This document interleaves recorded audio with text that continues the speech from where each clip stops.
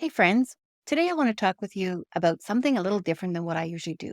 But what I'd like to talk to you about is what I would do differently if I could start homeschooling over again. If I could sit down with my younger self, I would give her lots of advice because I'd have a lot to say. I'd look back on those early years. I was full of excitement. I was full of doubts. I was full of trial and error. And I can't help but think that if only I had known what I know now. That's exactly why I'm making this video, to help you avoid the mistakes that I made. In this video, I'll be sharing the biggest lessons I'd learned as a homeschool mom, what I would change if I could go back, the things that I wish I had worried less about, and what actually mattered the most. So, whether you're just starting out or you're a few years in, grab a cup of tea, get comfortable, and let's talk about what I'd do differently if I could start school all over again. So, let me take you back to my first year of homeschooling. I remember sitting at my kitchen table with stacks of curriculum, feeling excited, but also completely overwhelmed. I thought, I have to do it all. I have to create the perfect schedule, cover every subject thoroughly, and make sure my kids stayed on track with what the schools were doing. Looking back, I realized I was stressing over the wrong things. Here are three things I wish I had known from the beginning. I wish I had known that less is more. In the early years, I bought way too much curriculum. I felt like I needed every subject, every workbook, every educational resource out there. What have I learned? Quality over quantity. Instead of overloading your kids, focus on what truly sparks their curiosity. And that builds a solid foundation. So, if you're overwhelmed by curriculum choices, start with just the basics: reading, writing, and math. You can always add more later. The second thing I would tell my younger self is that you do not have to recreate school at home. In my first year, I thought homeschool had to look exactly like a traditional school: strict schedules, formal lessons, and a rigid structure. But the beauty of homeschooling is that it can be flexible to fit your family's lifestyle.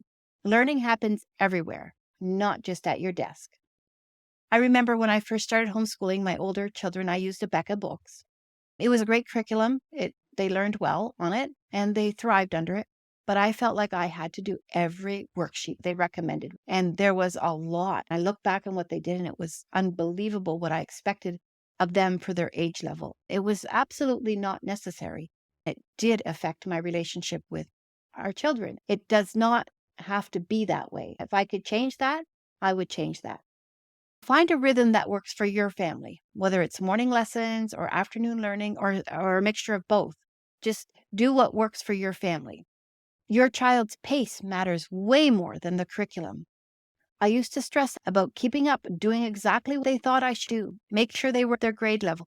But every child learns at their own pace, and that's okay. What matters is progress, not perfection. You will never have a perfect homeschool, but your child will get there in their own time. So instead of worrying about grade levels, focus on skills building and a love for learning. Now, let's talk about what I would do differently if I could homeschool over again. I would focus more on relationships and less on the rigor. In the beginning, I was so focused on the academics that I sometimes forgot the most important part: the relationship with my kids. Homeschooling isn't just about education, it's about connection. When the relationship is strong, learning happens more naturally. So, if your child is struggling with a subject, reconnect. Go for a walk, read a book together, or just talk. Let it go as it should go. If I could homeschool again, I'd let go of the comparison sooner. Comparison stole my joy in those early days. I could see what other homeschool moms were doing, and the kids seemed to advance, and I hear about their perfect homeschool routine and wonder if I was doing enough. The truth, no two homeschool journeys are the same. And that's actually a good thing because we're individuals. Your child is an individual. Focus on your child, your family, and what works for you. And don't compare your beginning to someone else's middle. The third thing I would do would be to make more room for interest-led learning. I wish I had followed my kids' interests more instead of sticking so rigidly to the curriculum. When kids are excited about a topic, they learn naturally and they retain information better. It took me a few years to learn that. I'm telling you today so you don't make the same mistake. If your child is obsessed with a topic like space, animals, or history, lean into it. Let them read, explore, and learn through their own curiosity. Now let's talk about the things that I wish had not mattered to me, that really didn't matter in the long run, but that I did worry about. So, the first thing I often worried about was that homeschool schedule. I spent way too much time stressing over schedules and routines. Reality, homeschool schedules change constantly. Find a flexible routine, not a rigid schedule, and leave room for real life. Another thing I worried about was the fear of falling behind. Are we doing enough? Are we behind? But the truth is, kids learn in seasons. Some years they'll fly ahead, some years they'll slow down, and that's okay.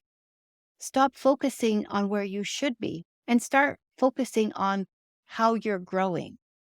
So get a journal out and start making notes about each child and where they're at. In a few months, see what they've learned. Write it down and then see how far they've come. Instead of focusing on what they don't do, focus on what they do.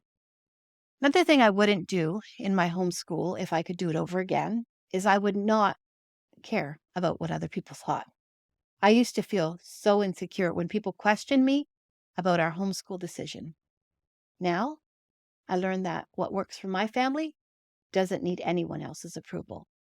Find confidence in knowing why you homeschool and don't let other people's opinions shake you. So, friend, if you're just starting out, or even if you've been homeschooling for a few years, I just want to say that you're doing better than you think. Homeschooling is a journey and not a race. You don't have to have it all figured out right now, and you don't have to do it perfectly. You just have to show up, love your kids, and trust that the small daily moments of learning and connection are what truly matter. I read something the other day. It said about a woman that she had hoped to accomplish great things. Instead, she had to learn that she was accomplishing great things by teaching her child to write a letter, smiling into her child's face, making a meal for her child and her family. And in the long run, through that, she was accomplishing the great things that she wished to accomplish. So it's in the small things that great things happen. So here's my challenge to you. If you could start over, what's one thing you would do differently? Drop a comment below because I'd love to see what you have to say. If you found this video helpful, I'd love for you to subscribe for more encouragement like this. You've got this, Mama. And even on the hard days, God's grace is enough.